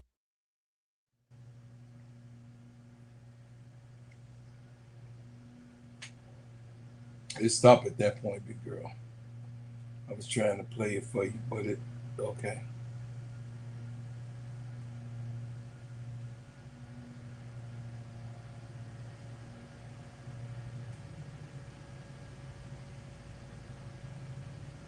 It stopped at that point. It just rolled. It just rolls, sister. Look, it ain't me.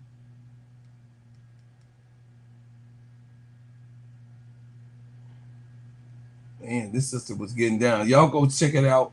Y'all self, I gotta get out of here. But y'all go check it out. Any leverage on that Atlanta Dream Team in 2021. But some I don't know. So tried to make it happen for y'all, but listen, I'll tell y'all this. The speculations is out. We know that Kennedy is a great player. We ain't got to talk about that. We know that Kennedy Carter is special.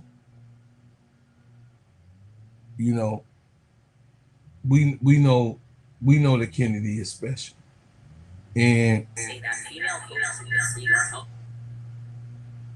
okay, it decided to work. It decided to work after I stopped. Hold on a second.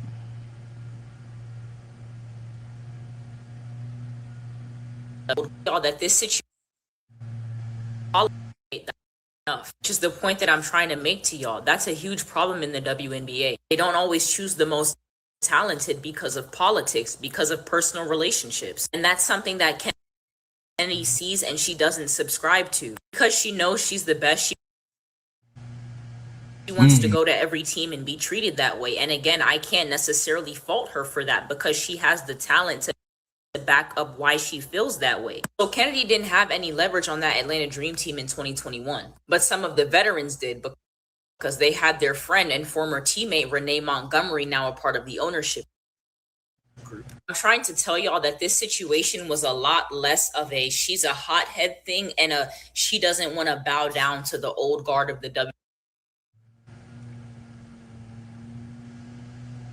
WNBA. A couple days ago in a TikTok live, I heard former WNBA player and coach Chastity Melvin say that female coaches in this league are held to a higher standard than their male counterparts. She says that it seems like the women hold the female coaches to a higher regard than they do the male coaches. They'll allow the male coaches to get away with certain things, but the women not so much. And I do think that there's an element of this that is being played out in how people are discussing Kennedy Carter and her behavior. How many male athletes and NBA players have been known for having bad tempers throughout their entire careers, but have never once faced serious repercussions for it? Draymond Green, the guy who averages at least one physical assault per month, yeah, he still has a job in the NBA. Even after physically attacking a teammate unprovoked during a practice, Draymond Green kept his job in the NBA. That's why to all of you people who are saying Kennedy Carter doesn't deserve a spot in the WNBA, I have to really ask myself what you people genuinely think this is. Did she kill somebody? Did she violate somebody? What crime did she commit that is so grave that we just can't let her set foot back on another team? I want to say what? Oh, she's on her Twitter account talking about AZ Fudd, talking about other players. Bro, I've never seen anybody say that Kevin Durant deserves to lose his spot in the NBA for tweeting on that damn burner account. I've never seen it. I've never seen anybody say that. At least Kennedy Carter is willing to talk her mess with an account that has her name attached to it. At least she's willing to do that. Like I told y'all, she's not a politicker. She's too real for this politic and stuff. Kennedy Carter's biggest crime in the WNBA was being a young, talented, confident rookie who knew she was the best and wanted to be treated as such. Her greatest crime has always been not wanting to take a backseat to players who are worse than her because of WNBA politics. I've said this before and I'll say it again. The Aces had every right to cut Kennedy Carter. So that's a speculation, like she said. It's not as so she said allegedly, but she dropped the ballistics and the facts. And I wanted to address this, brother Rob. Hey, look, my brother from another mother, brother Robert, on this that says too real. And then it says President C. Chill on this arm. That was my very first name in hip hop. When I came in the music business, that was my first name. But things changed. And then, of course, I changed my name because, of course, we got down. You know what that is. That's right. With the soldiers at war, C. Chill and the soldiers at war my name became Killer C of SAW.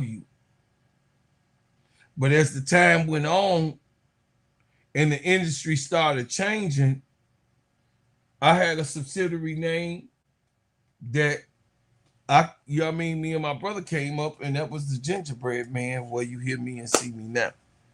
So I'm down with change. I'm not stuck on that. You know what I mean? It's the most marketable name. Of course, the Gingerbread Man is one of the most known names in the underground right now in hip hop. You hear my name in Gucci Man. You hear my name when Kanye said I'm in the streets like the Gingerbread Man. Man, Kanye from Chicago. Who he was talking about? He was talking about your boy. And where my slogan come from, being in the streets and selling my music in the streets. So I'm down with change. You know what I'm saying? We gotta elevate. You know what I mean? We gotta elevate, you know, and what's more marketable for me to be able to make a better day in the situation for the fam and everything else. But I'm gonna keep it real. And I'm gonna say what the hell I want to say out my damn mouth. You already know me, bro, Rob. I'm gonna say whatever I want to say that come to my mind, because that's the type of person I am. I'm too real. That been tatted on my arm since I was 18 years old. I'm too real. You know what I'm saying? A lot of people don't like that I'm real like that. But I'm gonna stay me. I'm gonna be me. You know what I mean? I'm gonna be me. But I'm gonna also evolve in the midst of it. You get what I'm saying? In the midst of it, evolution has to come. And we have to, you know, do our thing. Say, damn, bro, Claude, what? Wait, man, did the top part of your arm belong to...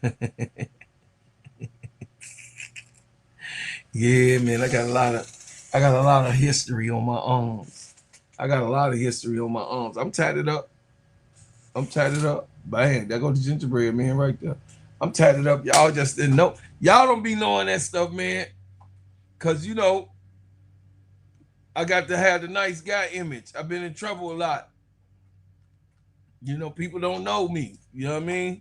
You just think it is. Yeah, I'm on tonight. You know, I have to keep my, you know what I mean? I got with the Honorable Minister Louis Farrakhan from hell.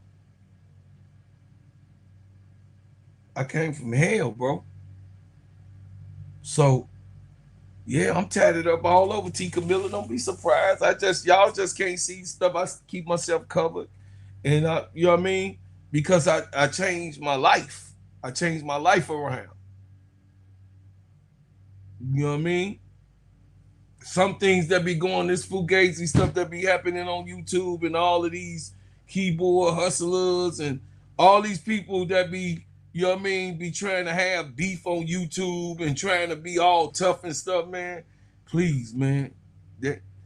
I laugh at them. You know what I mean? Or cut them off. You know what I'm saying? Because you really, you know what I mean? You really don't know what's good. You really don't know. But you know, I'm a good guy that want to be good, and I want to be a good man. So I've changed my life to do better things and progress and grow. AC, where me and AC Chi-Town come from, we ain't had too many decisions in Chicago because this is a gang affiliated team. City. So, you know what I mean? Gangbanging was invented and increased here. You know what I mean? All the way in the 50s and 60s. You got gang organizations that been around since the 50s that's still here. You know what I'm saying? So, hey man, you know, it is what it is.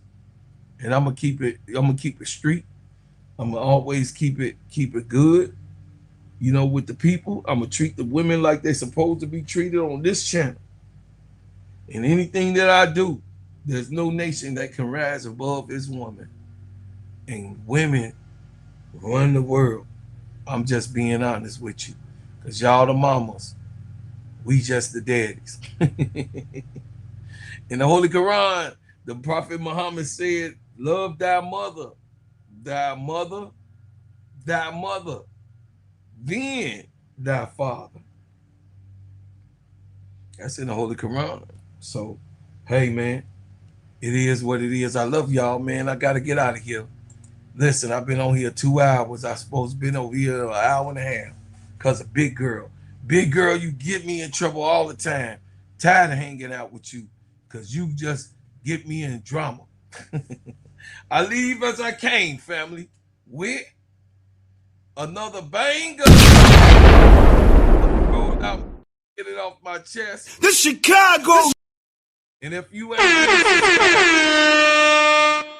Brother Robert, go over there and subscribe, man. Go over there and do me a favor. Support your brother. I'm developing something new. It's my show. It's my channel. My brother K-Sap is also a partner in monitoring, you know what I'm saying? Being the monitor of the show, you know what I mean? And also adding his expertise to what I'm doing, because you guys, I know I'm good. I know I'm good at what I'm a humble person because I have talent. I know I have talent. I've had talent all my life. And I just want my light to shine. And I appreciate each and every last one of y'all letting my light shine and just coming up here, man, and listening to an old fool like me. So I appreciate y'all and I thank you, man. I ain't getting sentimental. We gonna get on up out of here. Go subscribe to the new channel. Get it off my chest. Yeah. This K-Sap and Bro Claude. Welcome to the show. No filter, no rest. Get it off your chest. Talk to him. Say it with your chest. Let's go. If you got something on your mind, get it off your chest. From the locker room talk to the plays on the screen, we break down every moment, every stat, every scene. No sugarcoat now. We keep it real in the zone. From the sidelines to the headlines, we bring it home. Quarterback pressure, fourth down decisions. We calling out truth, no fear in our vision. Say what you feel, don't hold it inside. Sports talk therapy, let it all ride. Wins and the losses we analyze best. This is get it off your chest. Now confess, get it off your chest. Say it with your chest. No filter on the mic, we don't come here to rest. Get it off your chest. Say it with your chest. Every game, every play, we break down the best. Get it off your chest. Say it with your chest. Sports talk. Hey, hey, hey, hey, hey. Now confess. Now confess. Talk that talk. No sugarcoat. Say it loud. The bass get heated, yeah, voices get loud, but we speak for the fans, yeah, we speak for the crowd. Every game, every play, every story expressed. Don't get it off your chest, now say it with your chest. From the wins to the losses, from the hype to the stress, we bring the real sports talk. Nothing more, nothing less. Big calls, bad calls, pressure on the line. We say what fans thinking every single time. Say what you feel, don't hold it inside. Sports talk therapy, let it all ride. Wins and the losses we analyze best. This is get it off your chest. Now confess, get it off your chest. Say it with your chest. No filter on the mic, we don't come here to rest. Get it off your chest. Say it with your chest. Every game, every play, we break down the best. Get it off your chest. Say it with your chest. Sports talk therapy. Now confess. No fake takes, no soft talk, no backing down when the game clock stops.